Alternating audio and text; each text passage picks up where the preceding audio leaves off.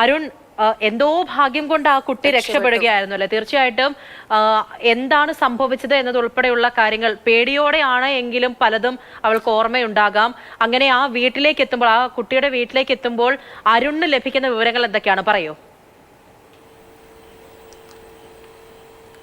നാടിനെ നടുക്കിയ ഈ അപകടത്തിൽ അത്ഭുതകരമായാണ് അജ്ന ഷെറിൻ രക്ഷപ്പെട്ടത്. അജ്ന ഷെറിനോട് തന്നെ നമുക്ക് കാര്യങ്ങൾ ചോദിക്കാം. എന്താണ് മോളെ സംഭവിച്ചത്?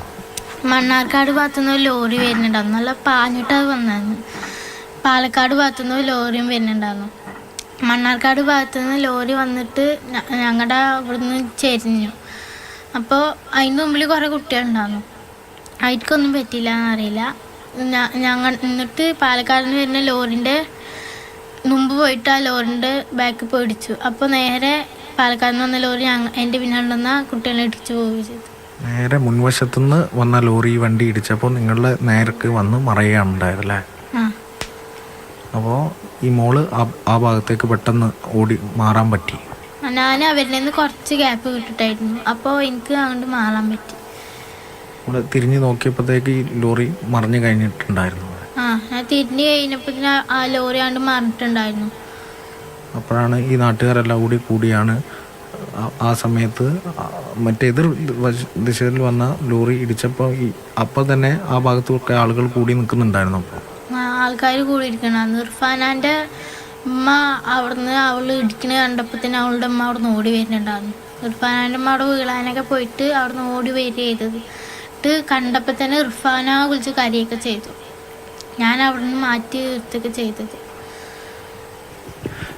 അജ്ന ഷെറിനാണ് ആ അനുഭവം നമ്മളോട് പങ്കുവെച്ചത്. അത്ഭുതകരമായി തന്നെയാണ് അജ്ന ആ സമയത്ത് രക്ഷപ്പെട്ടത്. ഈ കുട്ടികളിൽ നിന്ന് കുറച്ച് അകലത്തിലായിരുന്നു അജ്ന നടന്നുകൊണ്ടിരുന്നത്. എതിർ ദിശയിൽ വന്ന വാഹനം ഈ ലോറിയിൽ ഇടിച്ചതിനെ തുടർന്നാണ് ഈ ലോറി മറിഞ്ഞത്. ഇപ്പോൾ FIR റിപ്പോർട്ടിലും അത് തന്നെയാണുള്ളത്. അതിന് സമാനമായ പ്രതികരണമാണ് അജ്നയും ഇപ്പോൾ എന്താ പറഞ്ഞത്. അതിൻ്റെ നടുക്കം ആരിൽ നിന്നും വിട്ടുമാറിയിട്ടില്ല.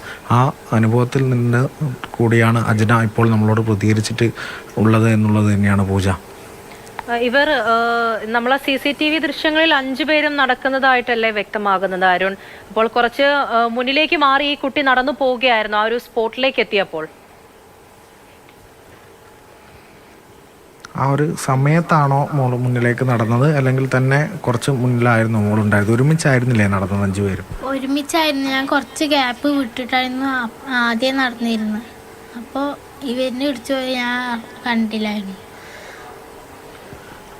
ആദ്യമേ അത്തരത്തിൽ കുറച്ച് അകൽച്ചയിലായിരുന്നു അജ്ന നടന്നത് എന്നാണ് പറഞ്ഞത്. അതുകൊണ്ടാണ് ഈ വാഹനം വന്നപ്പോൾ തന്നെ പെട്ടെന്ന് അജ്നയ്ക്ക് ആ ദിശയിൽ നിന്ന് മാറാൻ സാധിച്ചത് അല്ലേ? ഞങ്ങൾ കടയിൽ കയറിയിട്ട് മിഠായിയൊക്കെ വാങ്ങിയിട്ട് വരികയായിരുന്നു. അപ്പം അവളുടെ ഉള്ള സാധനങ്ങളൊക്കെ എൻ്റെ ബാഗിലിട്ടു. എൻ്റെ ഉള്ള സാധനങ്ങളൊക്കെ അവൻ്റെ ബാഗിലൊക്കെ ഇടുകയായിരുന്നു ഞങ്ങൾ ചെയ്തത്. അവളുടെ എക്സാമിൻ്റെ ബോർഡൊക്കെ എൻ്റെ കയ്യിലുണ്ട്. പിന്നെ നിതാൻ്റെ റിതാൻ്റെ എക്സാം ബോർഡൊക്കെ എൻ്റെ കയ്യിലുണ്ട്. എല്ലാവരും ഒരു ക്ലാസ്സിലാ? ആയിഷ ഒഴികെ ബാക്കി ഞങ്ങളൊക്കെ ഒരേ ക്ലാസ്സിൽ തന്നെ. ആ സമയത്ത് മാത്രമാണ് മോള് അതുവരെ ഒരുമിച്ചായിരുന്നു. ഈ സാധനമൊക്കെ വാങ്ങിയപ്പോൾ കുറച്ച് അകലത്തിൽ നടക്കുകയായിരുന്നില്ല. അതിന് ശേഷം കുറച്ച് അകലത്തിൽ അപ്പോഴാണ് ഈ അപകടം നടക്കുന്നത്.